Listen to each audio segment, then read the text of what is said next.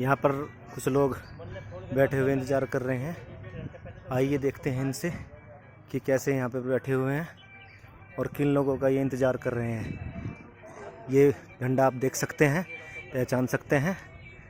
और यहाँ पर कुछ लोग बैठ कर के इंतज़ार कर रहे हैं। आइए इनसे पूछते हैं कि ये किसका इंतज़ार कर रहे हैं, कौन सा गांव है, किस लिए यहाँ पर सभी लोग जो बैठे हुए हैं, इनसे पूछते हैं। हाँ जी, क्या नाम है अंकल जी आपका? रमेश चंद्र आर्य, पूर्व प्रधान। रमेश चंद्र आर्य जी। मेरे ख्याल में जहाँ तक मैं याद कर पा रहा हूँ, मैं बहुत छोटा था और आप मुझे बताइए कि शायद आपने जिला पंचायत सदस्य का चुनाव लड़ा था।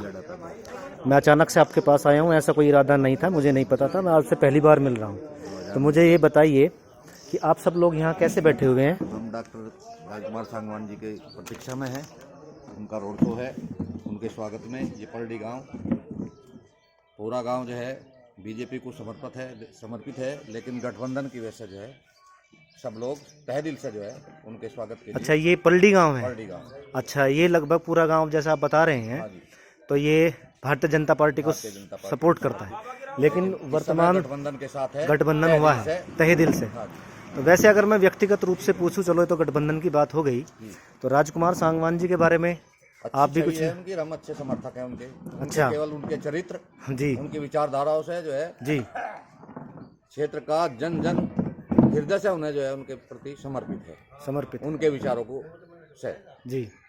तो जैसे सांगवान जी का यहाँ पे टिकट किया गया है और गठबंधन हो गया है, तो इससे यहाँ के जो बीजेपी के कार्यकर्ता हैं, तो उन कार्यकर्ताओं में भी उतना ही उत्साह है? या उत्साह है उनके व्यक्तिगत चरित्र का जो सच्चाई है। हाँ, कोई नहीं, आप भी जो चीज है, चूंकि प्रत्याशी के व्यक्तिगत रूप से लोग बाग प्रभावित है, व्यक्तिगत रूप से प्रत्याशी से भी प्रभावित है। गठबंधन तो अपनी जगह है ही, लेकिन उनकी अपनी जो छवि है उससे भी प्रभावित है।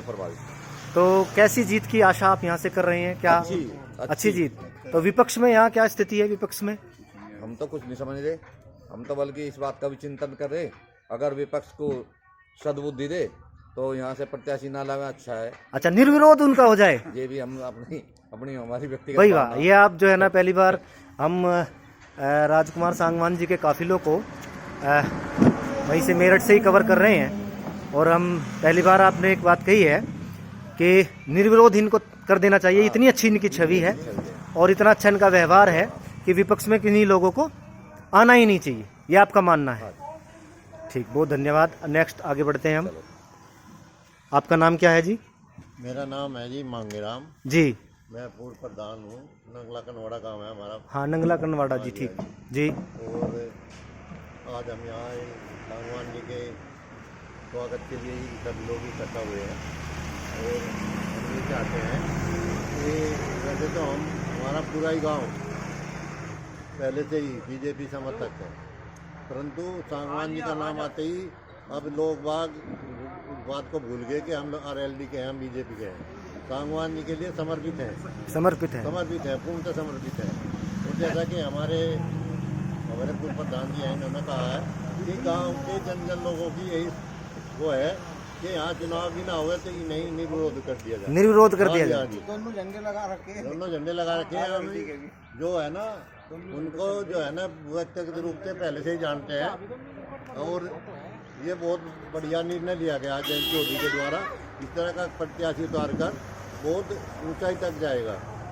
अगर मैं आपसे पूछूं, कभी आपकी तो उम्र काफी है, तो चौधरी चरण सिंह का भी कभी ऐसी लहर हुआ करती थी? सभी लोग एक साथ मिलकर की तो ऐसी लहर थी। हाँ, इतने बच्चे जब हम छोटे थे, जब लगा रहे थे कि कांग्रेस ने क्या किया, 2 गैलों का मुझ किया, तो इस तरह की लहर आज सांगवान जी की है।